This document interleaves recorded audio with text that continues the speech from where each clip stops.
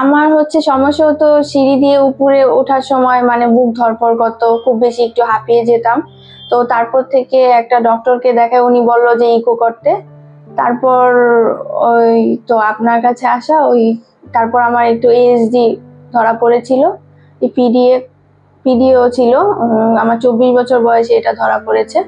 এরপর এরপর হচ্ছে আমার মাইক্রো সার্জারি হলো, আমার পিডিএ প্লাস এএসডি ছিল। তারপর হচ্ছে আমি হসপিটালে 2 দিন ছিলাম, এখন আমি পুরোপুরি সুস্থ আছি। আমার ওয়াইফের এখন এই জিনিসটা যখন জিনিসটা বুঝতে পেরেছে কোনো একটা প্রবলেম হচ্ছে, দেন তখন আমরা এই টেস্টগুলো করিয়ে নেই। তখন টেস্ট করানোর পর বুঝতে পেরেছি এটা ছোট থেকে, তখন আমরা আপনার কাছে আমরা আসি। তো তখন মনে হলো না জিনিসটা আমাদের একটা ঠিক ওইতেই আমরা যাচ্ছি। তো এখন ভগবানের আশীর্বাদে আর আপনার ঠিক ট্রিটমেন্টের কারণে এখন পেশেন্ট মানে আমার ওয়াইফ এখন সুস্থ আছে।